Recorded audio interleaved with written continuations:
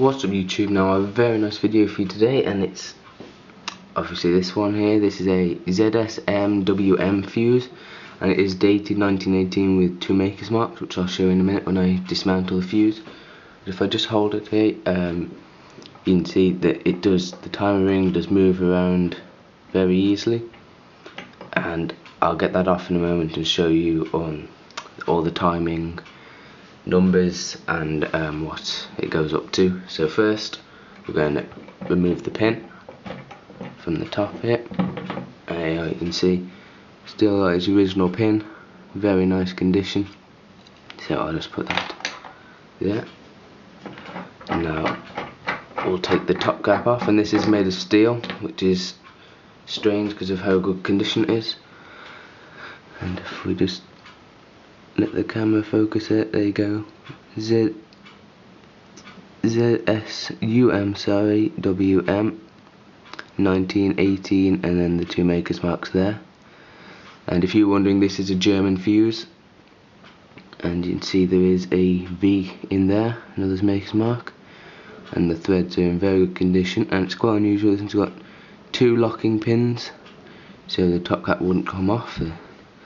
There's a hole for the locking pin. It will focus on that. No, it won't. Oh well. And so now we've got the charge that would be has the spring on it, and that would be, the pin would go through this hole here in the top cap, and as soon as the pins come out, it will shoot down from the spring and will be pierced by the spike in there, and it would pierce the bottom of there and set off the fuse. So that's quite nice. It's still in original brass, and it's in amazing condition. I haven't polished this one at all. There's been no polishing going on in this fuse. So now I'll just remove this next ring, and it does have a locking pin here. There you go, small locking pin. Now here you have the ring, and you can see there with the powder trail on it is still sealed.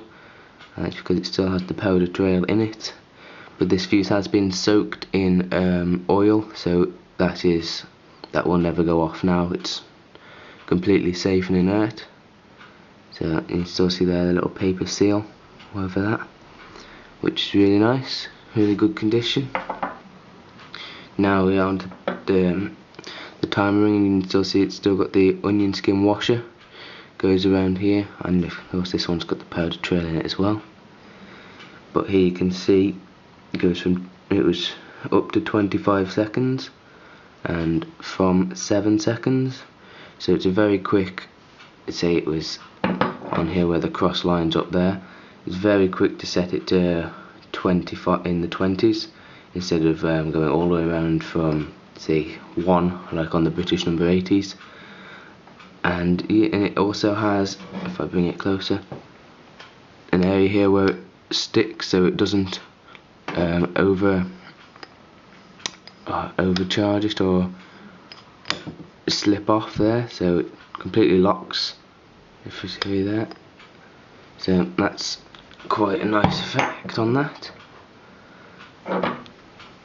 And there's the other powder trail seal there, so I'll put that there as well.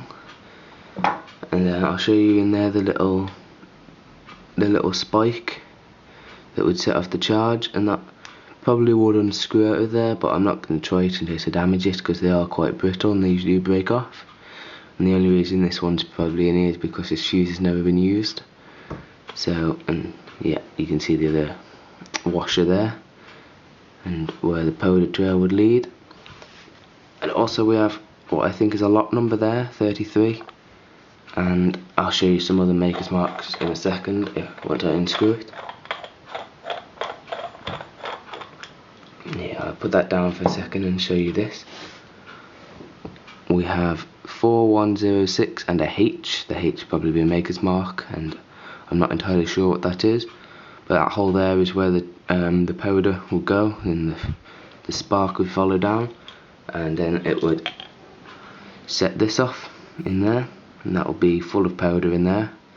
So this has all been disarmed and taken out, so this will never be able to fire again.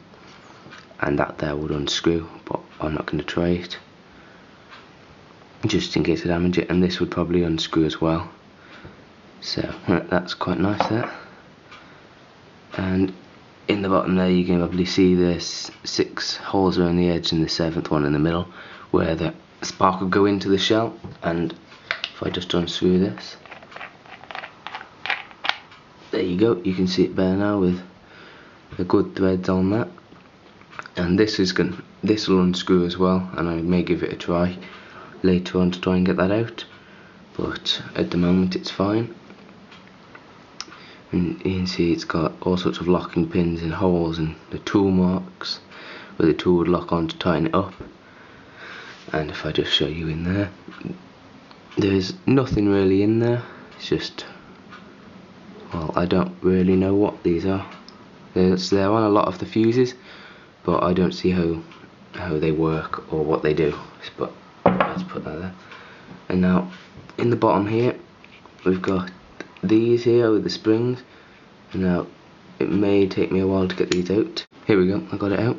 And it's got 2 steel springs and little engravements on the edge there where the locking pins in here lock it in, and I'll show you them in a moment. But I'm not entirely sure what this is used for either in this fuse, so that's quite nice having that. And on the bottom here, if it'll focus on there, you can see there's all sorts of letters and numbers and makers marks. And in there we've got the 4106 that matches up with the other base part, so it is original, and the H in there as well. And into these 2 pins here, there's one and the other one is up inside there. There you go. They lock that thing with the 2 springs in, and yeah, that's quite nice. And it's got the 2 pins, the screws that hold those pins in. So yeah, that's pretty much it on this fuse, except for it was used in the 170mm mid-range trench mortars and the 250mm heavy trench mortars. And also you do get them with this as being steel. That's where you do find a lot of these fuses without this, and of course without the top cap, because that's steel. But all in all, it's quite a nice fuse. And here you might notice, if I just pick this up, you'll notice that this has the similar markings to my Turkish fuse, and that is because this is also a Turkish fuse. You can see it on the top there. Now this fuse, as you can see, it's got very bad corrosion on the top, and it is aluminium and steel. It still has the base part, but that makes this fuse a lot more rare because it is made of aluminium, and a lot of the aluminium ones didn't survive because they corrode so badly. But I did have 3 new Turkish fuses, but I only have 2 now because I've sold one to Evo7125, so keep a lookout for his videos, and he'll probably have that up in the next few weeks. But I have got the other Turkish one apart, and I'll be showing you that in one of my next videos because it is off being polished at the moment. And if I just bring in this number 80 here, which I don't know if you've seen before, but I have got this one all apart, and it all does come apart. It all comes apart like.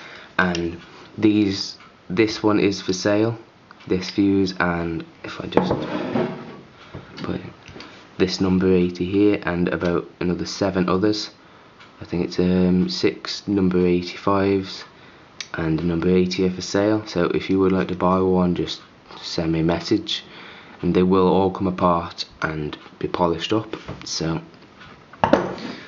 yeah, that's pretty much it for this video. So thanks for watching, and keep a lookout in the next 3 weeks for my next video because I'm going away.